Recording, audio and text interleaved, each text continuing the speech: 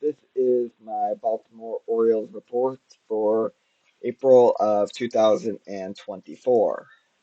So let's start off with some of the good stuff that I've seen from this team so far.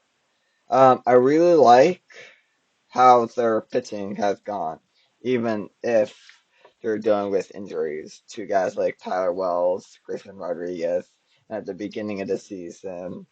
Um, with Bradish and Means. But now that Bradish and Means are back, feels like that they're starting to get a fully healthy pitching staff once again. And I really like that. They're finally starting to get everything going once again. Um, yeah, Brad. So right now the starters are Burns, Bradish, Means, Irvin, Suarez, and Kramer. And well, that is an interesting lineup. I do like that starting lineup. It is disappointing not to have Tyler Wells and Grayson Rodriguez, but the ones that they do have healthy are pretty good. They also DFA'd Johan Ramirez, who was just picked up as a rental for when DNL Perez was injured. But now that Perez is back, they didn't feel like they needed Ramirez anymore. So they DFA'd him to make room. They also sent Dylan Tate to AAA to make room as well.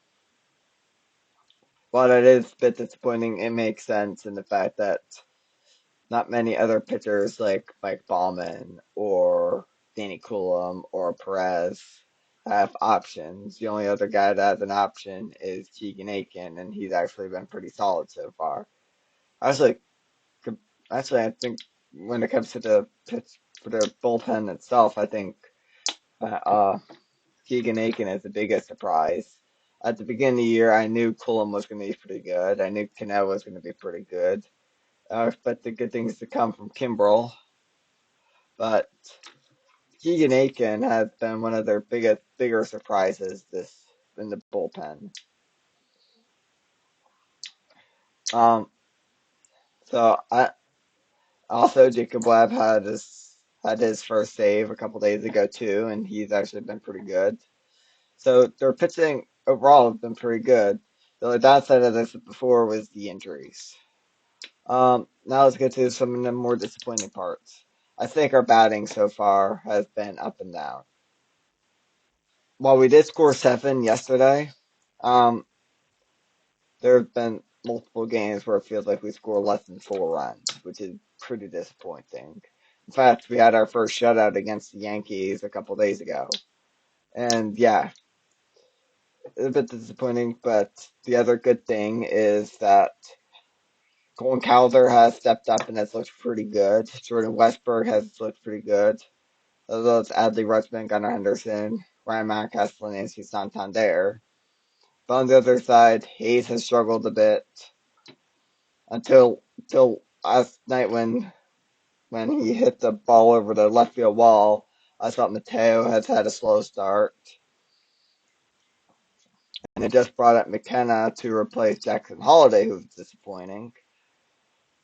And I feel like they rushed as when you look at Jackson Holiday, it feels like they knew what they were doing with bringing in Tony Kemp just to add another lefty batter or let Holiday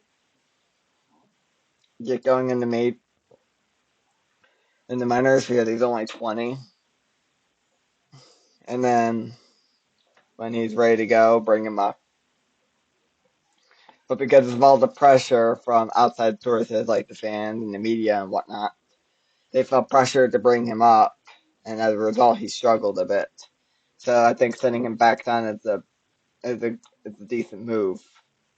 Was a bit disappointed when I thought that he was being sent back down, especially for Ryan McKenna, who's struggled in the majors a lot these past couple years.